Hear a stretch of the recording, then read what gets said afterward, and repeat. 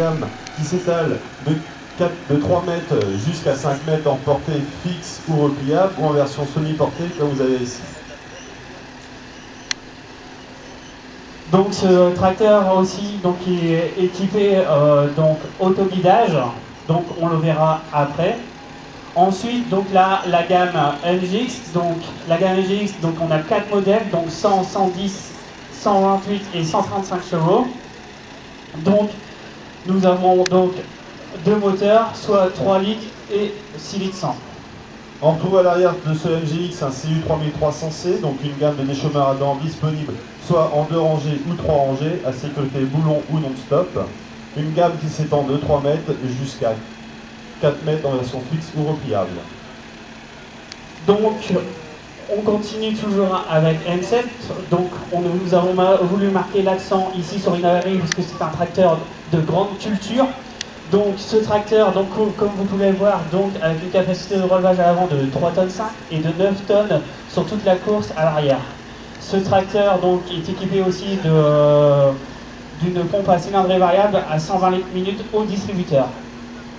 On retrouve à l'arrière la charrue, donc l'une des nouveautés également de la gamme travail du sol chez Kubota.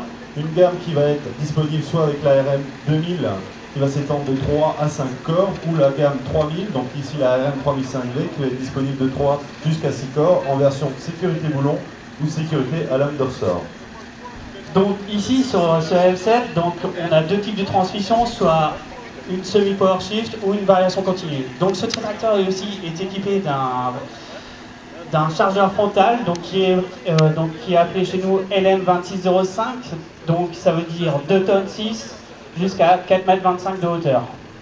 Kubota aussi, ce sont des combinés de semis, comme vous avez ici, le SD2400MP, une gamme qui s'étend de 3 mètres jusqu'à 4 mètres, et ici une version rotative PH 2400, donc PH 1000, 2000 ou 3000, avec la version qu'on a ici qui peut absorber jusqu'à 190 chevaux. Donc, on continue donc avec la gamme M60 de chez Kubota. Donc, pareil ici, donc 4 modèles, donc 60, 70, 85 et 90 chevaux. Donc, ces modèles peuvent être équipés soit modèle arceau ou modèle cabine. Donc, il y a 2 châssis sur ces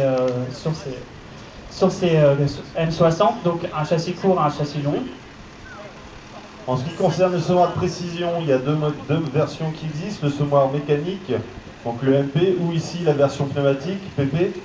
Donc transport pneumatique de la graine, semoir équipé d'un élément semeur type HD avec de grands disques. Donc une gamme qui va s'étendre de 4 jusqu'à 12 rangs. Donc ensuite, on continue avec un M7 171. Donc ce M7, vous pouvez voir, est équipé d'une cabine 4 montants pour faciliter une visibilité du travail, comme type la pulvérisation. Et donc